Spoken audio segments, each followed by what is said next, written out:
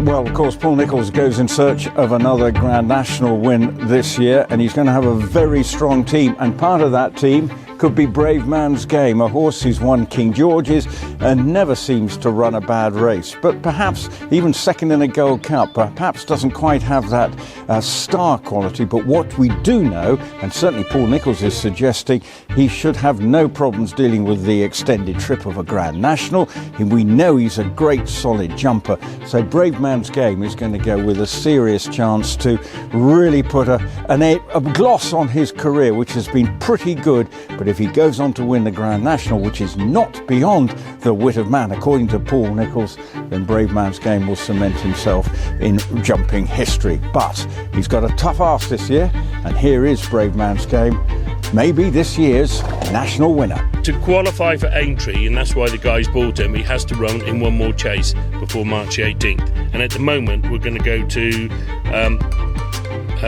the Ultima on the first day at Cheltenham. You know, he's won round Cheltenham. He's going to have an away day this week as well, have a gallop, plenty of schooling over fences, and then hope we can get him back to some sort of form. I always thought he'd be a real national horse, you know, Albert Bartlett winner, stay forever. But I wish I could suggest why he has been disappointing since a real good run in the Cotswold Chase. But anyway, you know, he's looking good in his skin now, and he's just coming. We've done a few different things with him, and we'll see. He is going to go running the national now. He carried 12 stone. He got beat a nose the other day. Great national trial. We haven't run him much this year because we want to keep him fresh. Now he could run really well. I've always thought he'd be worth it one day, and we missed out last year, which was good. He started jumping really well now. The only negative in my book, he has won at Cheltenham and run well at Cheltenham, is he does seem to, some of his best form seems to be right-handed, but that could be more coincidence. And we've never gone right-handed saying he wants to go right-handed. But I know Max is quite excited about him running in the National. Harry Skelton's going to ride him, but look, he looks really well in himself, and I'd say he's probably in the best shape he's ever been. He's been fourth in the Scottish National, so stamina will be no issue. So yeah, and he's an exciting one to run in the National as well.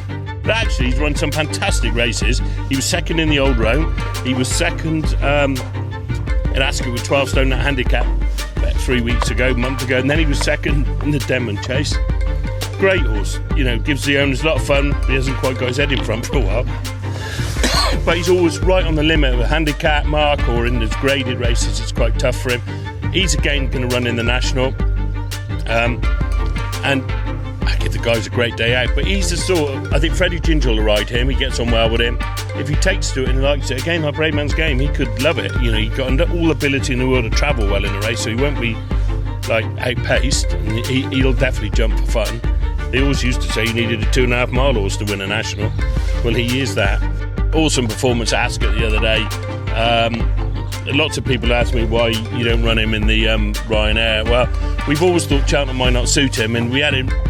Ascot the other day was his Gold Cup. He'd been trained hard for that. As you can see, he was ready, did that nicely, and he doesn't want to run too close on top of each other. So obviously Aintree in the Mellon, which he's won before, 2.5 miles, that's our job now, get him ready for that. And it's, you know, if we went to Cheltenham, we'd be on just would be too close. So you've got to space those horses out. So he likes a little bit of a gap between his runs. And when he's on song, like he was the other day, he's absolutely fantastic horse. Well, he's won very nearly £1 million now. And I suppose the other day was probably as good a run as he's ever done. Although I looked at it the other day in the Silverknocker Conti Chase last year, I think he gave weight to Banbridge and only just got beat. That's turned out to be red hot form now, but he has been a fantastic horse, and certainly wouldn't mind a few more like him. Kandoo Kid, I'd like to think he's probably got our best chance, but who knows with those 5 nice horses. Why I say that is really Harry will ride him. So that says it all. If Harry wants to ride, that's giving you a bit. He's a Coral Gold Cup winner, great record on the race. He ran round Aintree last year in the Topham, jumped fantastically well, had a great time. He wasn't beat too far, and had another half a furlong, he probably very nearly won.